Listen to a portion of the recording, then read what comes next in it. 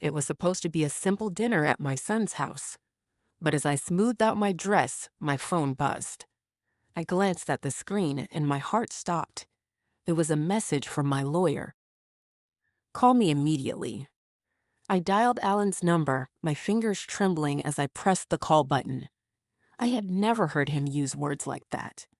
Mary, Alan's voice came through, tight with urgency. You need to sit down.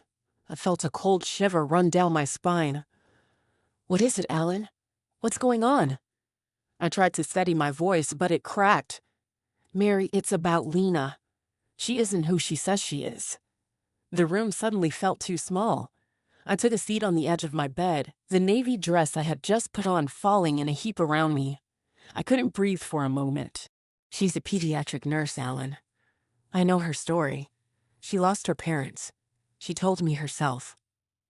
Alan was silent for a moment. Then he said, There's no employment record at City Hospital, Mary.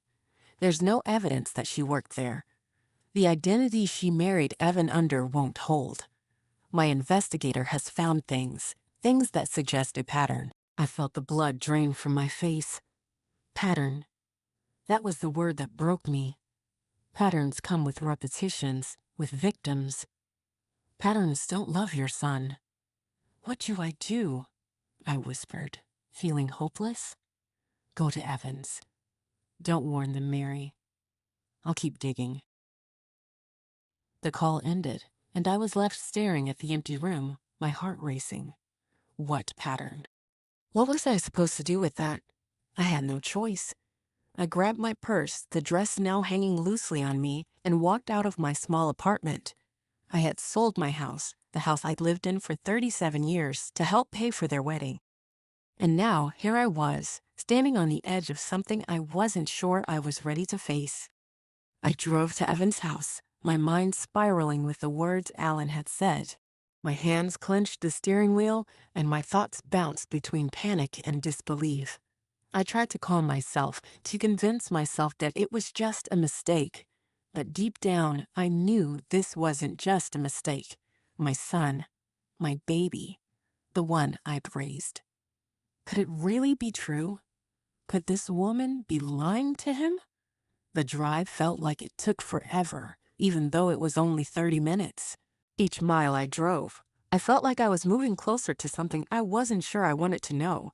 When I pulled up to their house, everything looked perfect, too perfect. The lawn was freshly trimmed, the white trim on the house gleamed, and a porch swing swayed gently in the breeze. I parked behind Evan's car and sat there for a moment, my heart thumping in my chest. Through the front window, I saw them. Lena was standing at the stove, her glossy hair tied up neatly. She looked every bit the picture-perfect wife. And Evan was moving around her like he always did, with that smile that made me remember the little boy he used to be. Mom, you're early. Evan's voice broke my thoughts. He opened the door with that same smile, but there was something different in his eyes. Everything okay? I asked, sensing something off about him. Yeah, just work. You know how it is, he said, his smile not quite reaching his eyes. Lena appeared in the doorway, wearing a floral apron that looked out of place. It was too perfect. Mom Talbot, she greeted me warmly. Wine? I smiled and followed her into the living room, but my mind was elsewhere. I couldn't shake the feeling that something was terribly wrong. The house, though beautiful, felt more like a show than a home. Everything was perfectly staged, from the pale wood floors to the candles that smelled expensive. As we sat down, I couldn't help but notice how much of Evan's past had disappeared. The painting he had saved up for in grad school was gone. His father's old clock, gone. His college pennant, gone. New look? I asked, trying to keep my voice light. Yeah, she's got great taste, Evan replied quickly. I mean, my old stuff was, well, bachelor pad stuff. That response felt off too. I tried to push the feeling aside, but it kept gnawing at me. I turned to Evan. Sweetheart, can we talk in your office for a second? Lena's head tilted, a concern flashing across her face, but it was so fleeting I almost missed it. Everything okay? She asked, her voice dripping with sweetness. I forced a smile. Just about his presentation next week. I brought a suggestion. Lena nodded, her eyes sharpening just a fraction. I barely noticed it at first, but now I couldn't ignore it. In Evan's office, the room still felt like it belonged to him. A stack of tech journals, a framed photo of him and his father, both smiling on a fishing trip. Those things were real. I closed the door and turned to him. "How much do you really know about her?" I asked, my voice steady but tight. Evan's shoulders slumped. For a brief moment, I saw the old boy I had raised. "She grew up out of state," he said softly. "Her parents died. She started fresh. She's a nurse. You know, photos, friends, colleagues." "Have you ever visited her at work?" I asked, my voice growing tighter. "Does HIPAA always require closed doors?" Evan opened his mouth, then closed it. "She takes calls in the other room," he said quietly. I showed him the message Alan had sent me. There's no record. No employment at City Hospital. The color drained from Evan's face. "That can't be. She talks about patients, about her work." I cut him off gently. "I want to be wrong, Evan. I really do." Just then, the timer from the kitchen went off. The simple, mundane sound of a timer going off in the background felt like a ticking clock to me, marking time, signaling that something was about to shift. Lena's voice called out from the kitchen, "Dinner's ready." I looked at Evan, my heart pounding. I could see the fear in his eyes now. The truth was sinking in. This woman he'd married wasn't who she claimed to be. What do I do now? The question echoed in my head, but I didn't have an answer. The clock was ticking, and I knew I had to act quickly before it was too late. The clock was ticking, and I knew I had to act quickly before it was too late. I couldn't think straight. Everything in the house, the perfect home, the beautiful dinner setting, the soft, welcoming voice of Lena, seems like a carefully constructed lie. I turned to Evan, feeling the weight of the moment pressing down on me. "Sweetheart, we need to talk," I said, my voice quieter now, almost a whisper. "I'm serious. We need to talk about her. About Lena." He looked at me, his eyes wide with uncertainty. The man I raised, the boy I had known all my life, seemed to shrink in that moment. It wasn't the first time I had seen him like this, his expression shifting between doubt, confusion, and a longing for normalcy. "I know this is hard," I said, my voice breaking for the first time, "but we can't ignore the facts. Lena isn't who she says she is. You have to see that." Evan took a deep breath, trying to steady himself. He shook his head, his hands gripping the edge of the desk. "What are you saying, Mom?" he asked, his voice barely above a whisper. "I'm saying that she's been lying to you. And she's been lying to me, to all of us. I've seen the proof." The color drained from his face again. "Proof? What proof?" I pulled out my phone, my fingers trembling as I showed him the messages Alan had sent me. The bank statements, the screenshots of altered details, and the unsettling research Alan's investigator had uncovered. I let the silence settle between us as Evan read through everything. "No, this can't be true," he muttered, looking up at me in disbelief. "She wouldn't." I could see the cracks in his armor now, the disbelief turning into anger, then sadness. He stood up from his desk, pacing back and forth in the room. "She told me everything," he said. "She told me she was just starting over, Mom. After everything she went through, I believed her. I wanted to believe her." I stepped closer to him, putting a hand on his arm. "I know you did. But you have to understand, Evan. She's playing a game, and you're part of it. She's been using you and using us." He looked at me, his expression pained. I can't just think that about her. I don't want to believe it." I knew what he was going through. I had been there too, so many times in my life. That desperate need to believe that everything was fine, that the world was as it seemed. But I had seen too much now to ignore the truth. "We don't have a choice anymore, Evan," I said gently. "We have to protect ourselves, and you need to protect your future." He stared at me for a long moment, then let out a sigh. I don't know what to do, Mom. She's not going to just leave." I could feel the weight of the truth settling in his bones. He had loved her. He had given her his heart, his trust. And now, She was threatening to tear that apart. We walked out of the office and into the kitchen, where dinner was waiting for us. The air felt heavy, thick with the silence between us. Lena was standing by the stove, humming quietly as she ladled the lasagna onto plates. "Everything okay?" she asked, turning to us with that same sickening sweetness in her voice. I forced a smile, trying to mask the tension, the panic that was rising inside me. "Yes, everything's fine."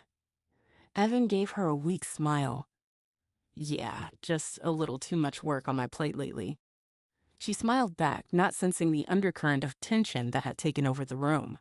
But I could feel it, building up like a storm ready to break. I took a deep breath and turned back to Evan. "We need to make a decision. You and me, together.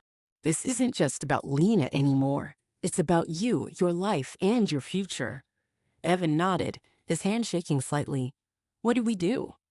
"First, we need to get the truth. We need to see how deep this goes. I'll get in touch with Alan again. He has connections, people who can help us uncover more." "What about her?" Evan asked, his voice a little higher than usual. "What if she finds out we're onto her?" "She's already made her move," I said. "We've been playing defense this whole time, trying to keep the peace. But we can't keep waiting. She's going to make her next move soon, and we need to be ready for it." Evan swallowed hard, but I could see the resolve starting to form behind his eyes. "Okay, we do this. We find out everything, and we deal with it." "Exactly," I said. "And no matter what happens, we stick together. You and me. We keep each other safe." He nodded again. "I'm in.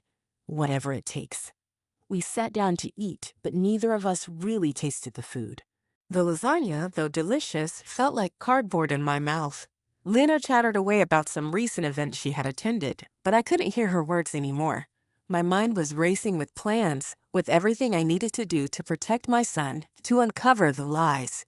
I glanced at Evan as he pushed his food around on his plate, his gaze distant. He wasn't eating either. His thoughts, like mine, were elsewhere, on the storm that was brewing just below the surface. Lena's voice cut through the silence. "I've been thinking, Evan. Maybe we should plan a vacation soon. You've been working so hard. It's time for us to relax, just the two of us." Evan's eyes flickered with uncertainty before he nodded. "Yeah, that sounds good." But I could tell he wasn't really listening. His mind wasn't on her suggestion, it was somewhere else, trying to piece together the mess of truth and deception. I couldn't help but watch her, noticing the way she subtly shifted her gaze between us, like she was testing us. But what was she testing for? Did she already know we were onto her? As the meal ended, I knew that I had to take the next step. It was time to confront her directly to see if she would crack under the pressure. I wasn't sure what would happen next, but one thing was clear. I wasn't going to let her destroy my son's life without a fight. After dinner, I excused myself and stepped outside to make a call to Alan. My heart was pounding, the weight of everything pressing down on me. When Alan answered, I didn't waste any time. "We need to act fast. I've seen enough. We have to go to the authorities. We need to get a detective involved." Ellen's voice was steady as always. "Mary, I'll get the ball rolling. But be careful. Don't tip your hand just yet. You don't want her to catch on." "I know," I replied, my voice tight. "I'll do whatever it takes to protect Evan." I ended the call and walked back inside, where Evan was waiting for me. His face had changed. The fear was still there, but there was a quiet determination now. "We do this together," I said, my voice steady. "We don't let her tear us apart." As the evening wore on, I couldn't shake the feeling that Lena was watching us, waiting for us to make our move. The game was on now, and I had no intention of losing. The question was, would she crack first, or would we? The game was on now, and I had no intention of losing. The question was, would she crack first, or would we? The next few days felt like they were moving at a pace that couldn't keep up with my thoughts. Every moment seemed to bring a new twist, a new clue in this growing web of lies that Lena had spun. She had been so careful, so meticulous, but nothing stays hidden forever, not even the most well-crafted facade. Evan and I had spent hours after dinner that night planning what to do next. He had agreed to go along with my plan, but I could see the strain in his eyes. He wanted to believe Lena was innocent. He wanted to believe that this was all a misunderstanding. But deep down, he knew. He had known for a while, and now the weight of it was too heavy for him to ignore. I could see it in the way he looked at me sometimes, as if silently pleading for reassurance. But what was I supposed to reassure him with? That everything would be fine? That this would blow over? I couldn't lie to him anymore. I knew that the only way to save him from the storm ahead was to expose the truth, no matter how painful it would be. Over the next few days, I continued to gather as much evidence as I could. I reached out to Alan and had him track Lena's financial records, her past addresses, and any other details that might paint a clearer picture of who she really was. Alan worked fast. He always did. He promised me that he was closing in on something big, something that could finally expose her for what she truly was. But the longer I waited, the more I began to question if we were moving fast enough. Every day that passed felt like a countdown, a race against time. I knew Lena wouldn't stay quiet forever. She was playing a dangerous game, and as far as I could tell, she wasn't going to back down without a fight. I kept myself busy with small tasks, pretending to be normal, pretending like everything was okay. I tried to talk to Evan about other things, work, his childhood, memories, anything to distract us from the looming darkness. But the silence between us grew thicker with each passing day. Lena's presence in the house had become a constant reminder of the lies we were up against. Her smile, her sweet gestures, they all felt like part of the act. Everything she did, every word she spoke, felt like it was designed to manipulate and control. I wasn't sure when she had crossed that line, when she had stopped being the woman I thought she was and started being someone else entirely. But I knew now that I had to stop pretending. Then one afternoon, it happened. I was at home, scrolling through some documents when my phone buzzed. It was a message from Evan. "Can you meet me at the cafe on 5th? I need to talk." I didn't hesitate. I grabbed my purse, slipped on my shoes, and headed out the door. There was no time to waste. I had to know what was going on. When I arrived at the cafe, I saw Evan sitting at a corner table, his face pale and drawn. He was staring at the cup in front of him, his hands wrapped around it as if it were the only thing holding him together. I sat down across from him. "Evan, what's going on?" He looked up at me, his eyes filled with a mix of anger, fear, and sadness. "I know, Mom. I know what she's been doing." I held my breath, waiting for him to continue. "She's been taking money from me, small amounts at first, but it's adding up. She opened accounts in both our names, accessed my bank accounts, and started moving money around without me knowing. She told me it was for bills, for the wedding. She even convinced me to take out a loan to cover her expenses." My heart sank. I had known deep down that Lena was manipulating him, but hearing it from Evan was a shock I wasn't prepared for.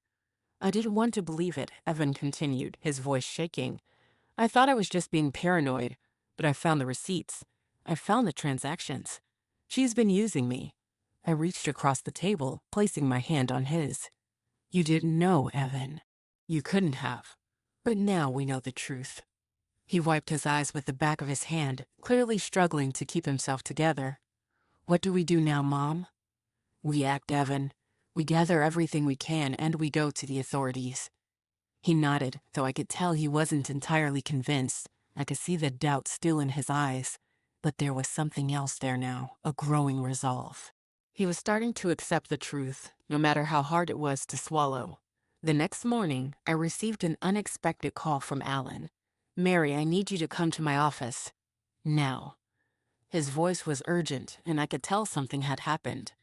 I immediately drove to his office, my mind racing with questions. What had he found? Had Lena been caught? When I arrived, Alan was waiting for me. He didn't waste time with pleasantries. "I've uncovered something, Mary," he said, his voice tight with tension. "Something that changes everything." He handed me a file, and my hand shook as I flipped it open. Inside were documents, photos, and a list of transactions.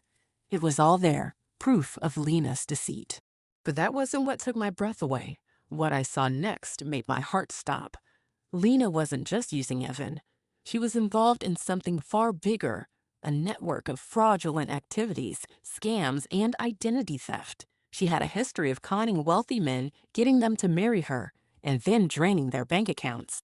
Alan had tracked down some of her past victims, people who had lost everything to her. One man had lost a fortune, his home and his business. Another had been manipulated into taking out a massive loan only for Lena to disappear with the money. And then there was the final blow. Lena's real name wasn't even Lena. It was Claire Westbrook. The woman Evan had married wasn't who she said she was. She had built an entire life on lies, and now she was closing in on everything Evan had worked for. I felt a sickening twist in my stomach as I processed what I was reading. How had I missed all this? How had I let her into my son's life without seeing the red flags? But there was no time for regret now. We had to act.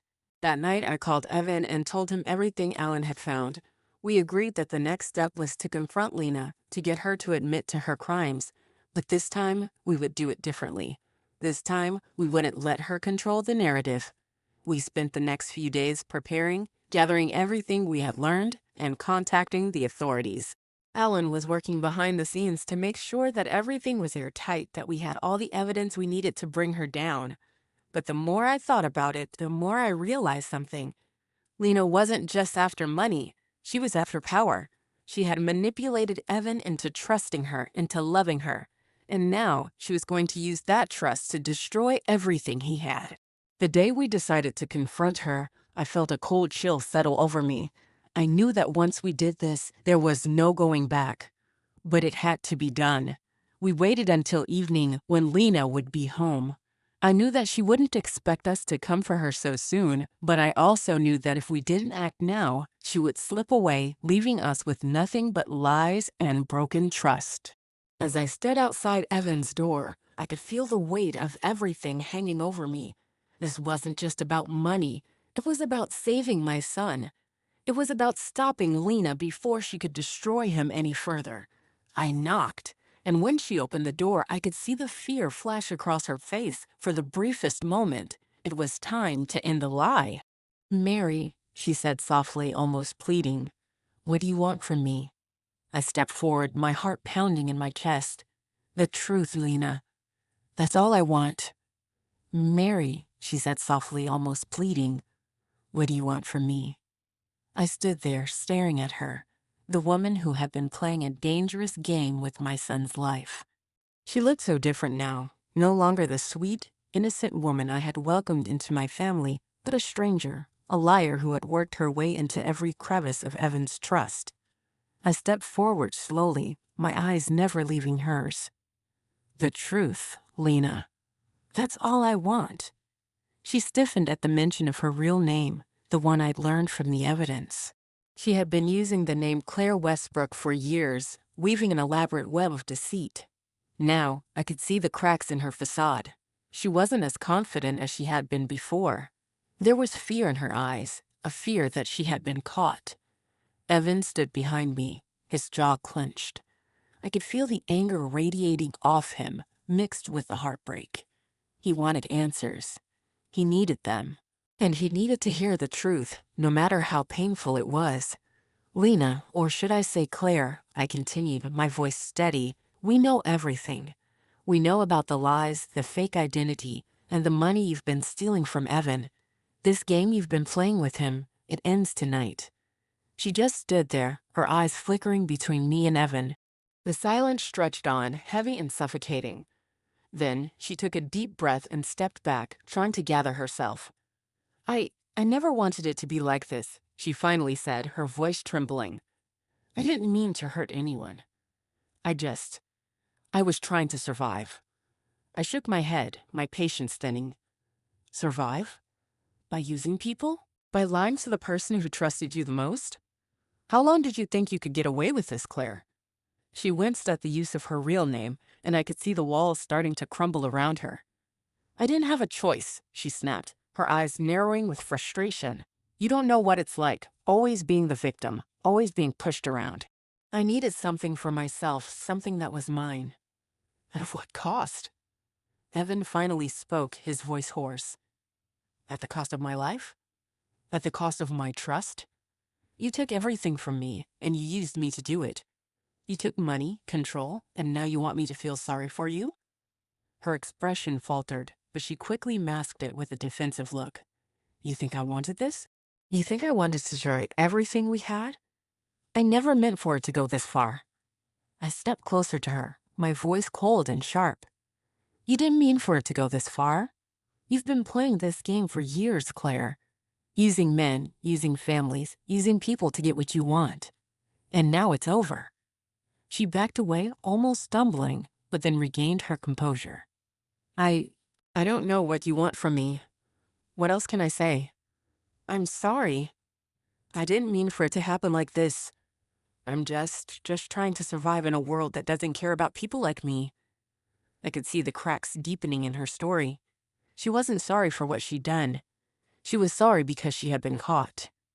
And that was the difference. She had never been truly remorseful. She was a woman who had used everyone around her for her own gain, and now she wanted to make excuses. I could feel the tension rising in the room as Lena continued to try and justify her actions. I looked at Evan, who was standing there, his face a mixture of confusion, anger, and hurt. This wasn't just about money anymore. It was about his heart. The woman he had loved, the woman he had trusted, was nothing but a liar.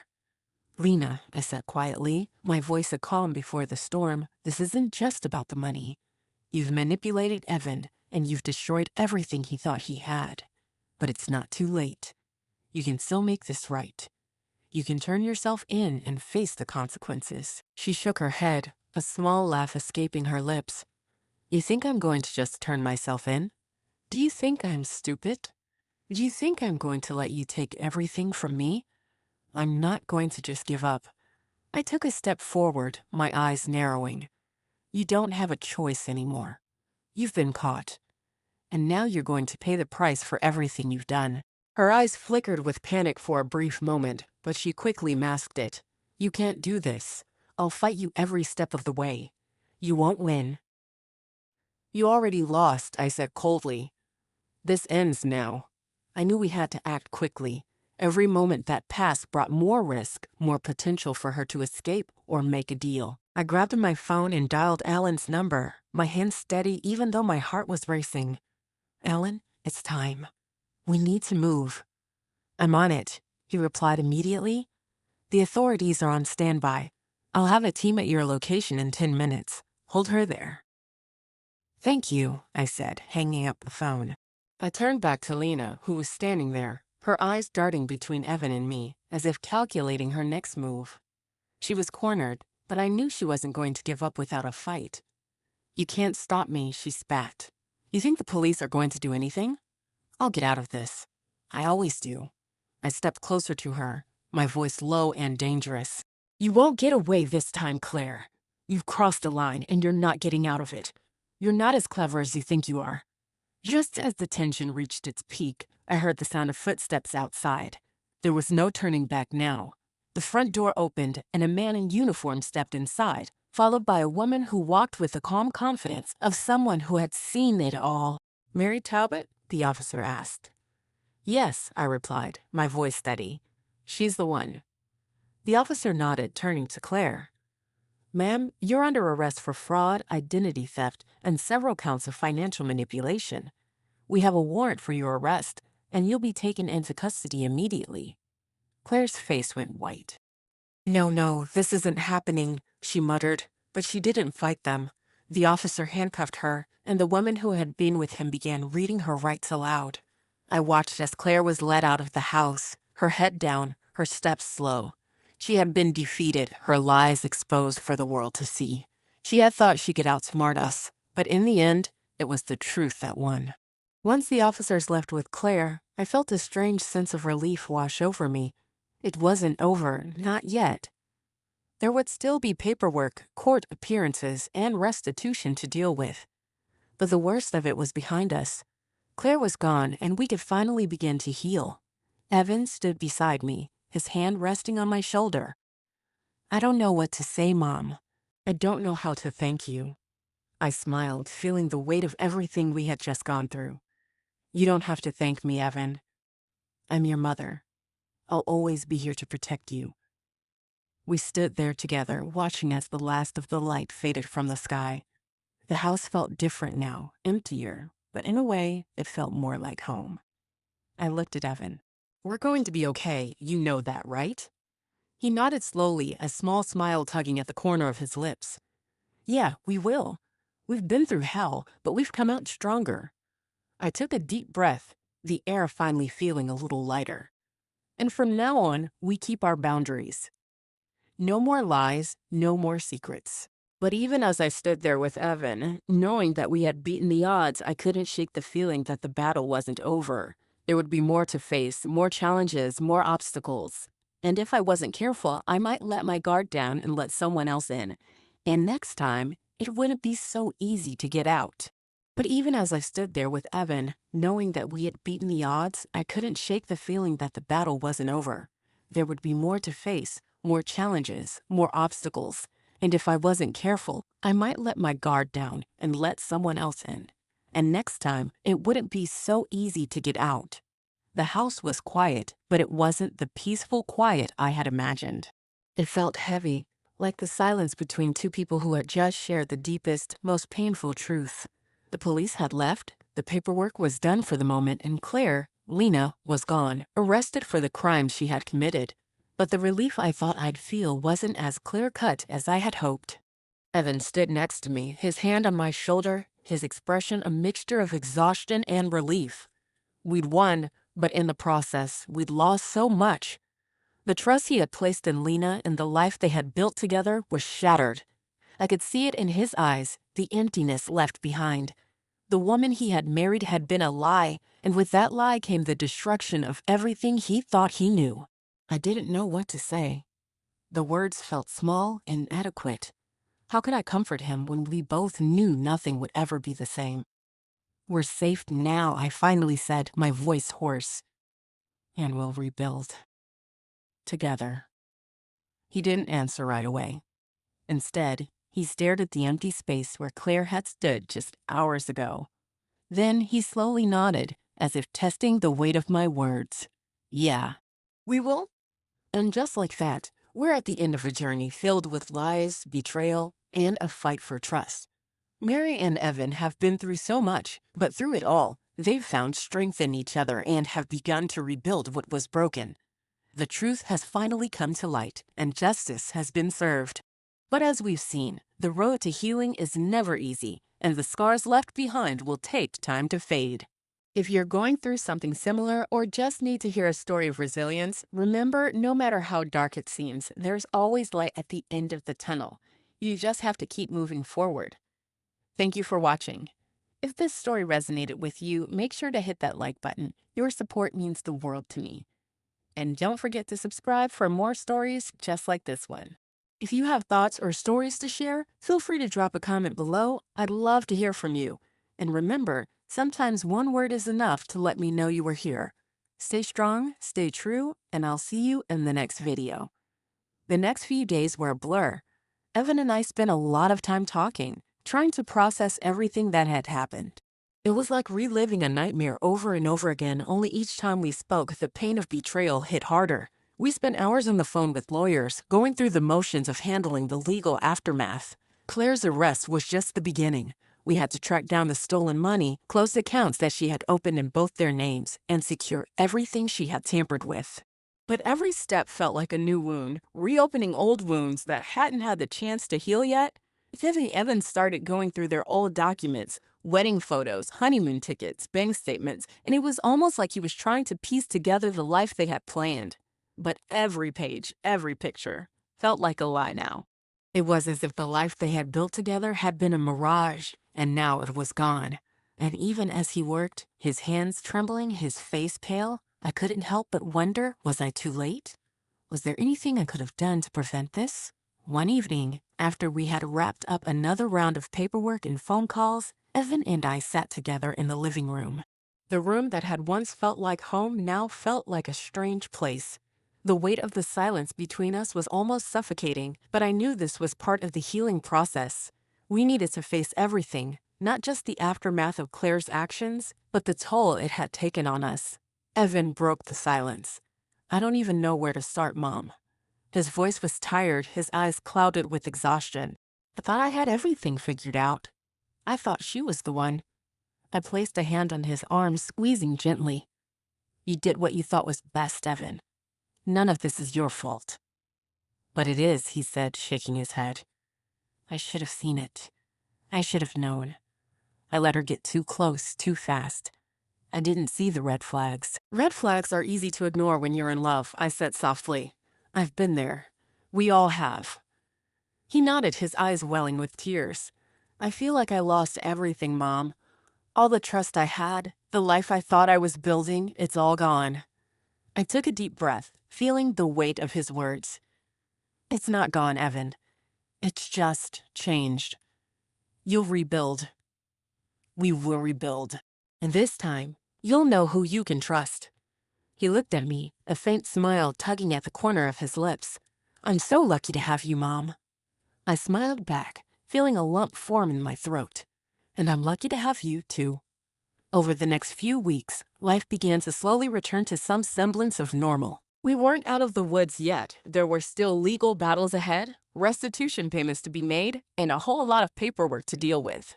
But there was one thing that had changed. We were in it together. Evan and I spent a lot of time rebuilding our relationship, repairing the bond that had been tested and strained by the lies and betrayal. I didn't have all the answers, but I had learned that the most important thing was being there for each other. We didn't need to speak constantly. Just sitting together, sharing the silence was enough. Evan started seeing a therapist, and I joined him a few times. It wasn't easy for him to open up, but with time, he started to make progress. He began to understand that the pain he was feeling wasn't a reflection of his own weakness. It was a sign that he was healing, that he was moving forward. It wasn't long before we found out that Claire's scheme was even larger than we had initially thought. There were more victims than we had realized, people she had manipulated and deceived over the years. The authorities were closing in on her, and with each new victim they uncovered, the story grew more complicated. But for once, I felt like I could breathe again. The truth was out, and it was only a matter of time before justice was served.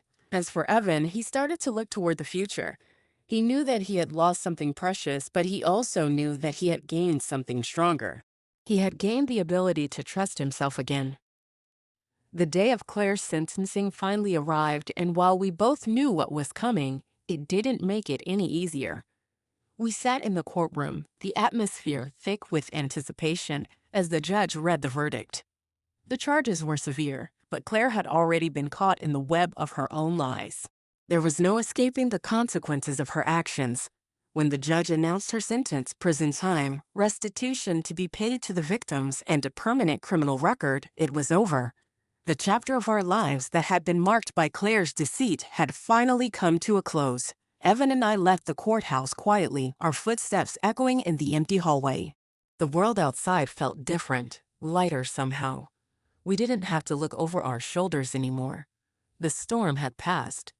We drove home together, side by side, and when we walked into the house, I felt a sense of peace settle over me. It wasn't perfect, but it was real. As I looked at Evan, I smiled. You're going to be okay. You know that, right? He nodded slowly. Yeah, I think I'm starting to believe that. We stood there for a moment, just taking in the quiet. The house that had once been a battlefield now felt like home again. The healing process wasn't over, but it had begun. And for the first time in a long time, I felt hopeful about the future. But as I stood there, looking at Evan, I couldn't help but wonder, what happens now? The road ahead wasn't going to be easy, but we had survived the worst of it. And no matter what came next, we were ready. We would face it together.